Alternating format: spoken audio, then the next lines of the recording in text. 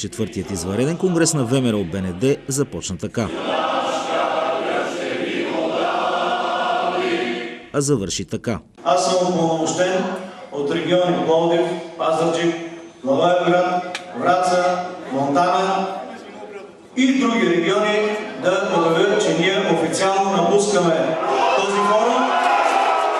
Причината за скандалите на Конгреса, които могат да доведат до разцепление в редиците на ВМРО, бе нежеланието на Красимир Каракачанов да се оттегли от лидерския пост, узурпиран от него от 1995 година. Ние днес се намираме в една ситуация, в която трябва заедно да решим пътя, по който ще продължим, начина, по който ще продължим и как ще го правим. Аз съм искрено убеден, че на този конгрес ние ще намерим сили преди всичко да поставим интересите на ВМРО, да поставим интересите на българската нация. За пореден път обаче Каракачанов постави личните си интереси над тези на ВМРО и България. Камъчето, което преобърна колата, беше предложението на бившите депутати Борис Ячев, Мирослав Мурджов и Бойко Ватев, до сегашното 11-членно ръководство на партията, включително нейният председател, да не се кандидатира за нов мандат. Отказът на Каракачанов да поеме политическата отговорност за обезличаването на ВМРО-БНД с включването и в безпринципни коалиции и превръщането на организацията в маргинална партия с едва 1,5% електорат взриви залата.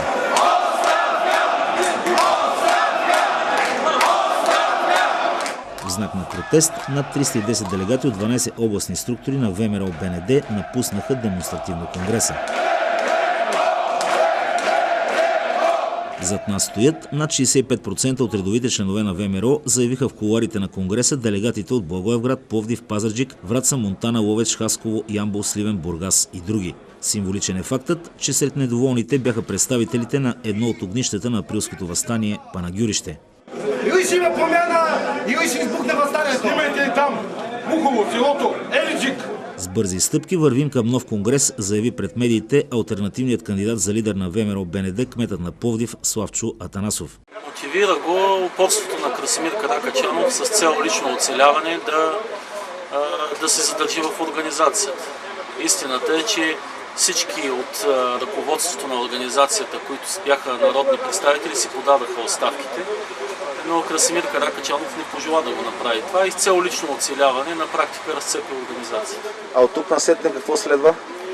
От тук насетне с бързи стъпки вървим към нов конгрес, където мисля си, че нещата ще си дойдат на място. ВМРО си тръгна, МВР остана, коментираха още от опозицията и допълниха, че конгресът е манипулиран, защото на него присъстват множество делегати, които представляват кухи партийни структури. Множество нарушения, които констатирахме в хода на регистрацията на делегатите. Това са подмяна на имена на делегати в последния момент, подмяна на протоколи на делегати, разлика в списъци на съгласувани от централното ръководство във вторник и появявайки се тази вечер. Делегати с бач, на които няма име, т.е. на практика не се знае този делегат откъде е, как се казва и откъде е избран. Множество нарушения, които бяха констатирани вътре във връзка с мандата на делегатите, във връзка с избора.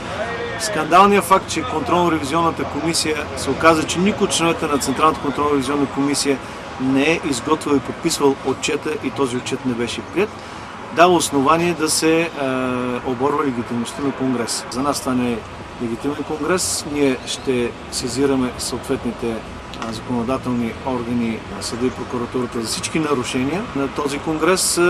Оспорваме решенията му и избора, който този конгрес ще направи. И ще направим подготовка за свикване на нов извънреден легитимен конгрес на ВМРО. Сред напусналите конгреса бяха и 33-мата делегати от Врачанска област. Те също се обявиха за кардинална промяна в ръководството, която ще доведе до възраждането на ВМРО. Веднага след парламентарните избори се обявихме за промени в ВМРО и ясно заявихме, че знаковата и най-съществената промяна е смяната на лидер. Ответната страна обаче не прие това решение и още повече след подаването на оставка от останалите бивши депутати и част от ръководството на изпълнителния комитет на ВМРО, единствено лидера Красимир Каракачанов не пожела да подаде своята оставка. Това, разбира се, вкара конгреса в едно разцепление и поради тая причина половината от делегатите на извънредния конгрес на ВМРО не останаха в залата в знак на несъгласие с това, което се случва. и наред с останалите предварително подготвени апаратни игри, които целяха да вкарат Конгреса в преизбирането на Красимир Каракачанов като лидер, за нас нямаше друга алтернатива, освен да отстояваме до край своята позиция. Тя е непроменена до момента. ВМРО е велика организация, но тя може да продължи напред само чрез едно обновление. Обновлението означава ново ръководство, изцяло ново ръководство. На 23 октомври, денят, в който преди 116 години е основана организацията, противниците на ликвидатора на ВМРО БНД Каракачанов ще се съберат в Благоевград, за да решат как ще продължи техният бунт.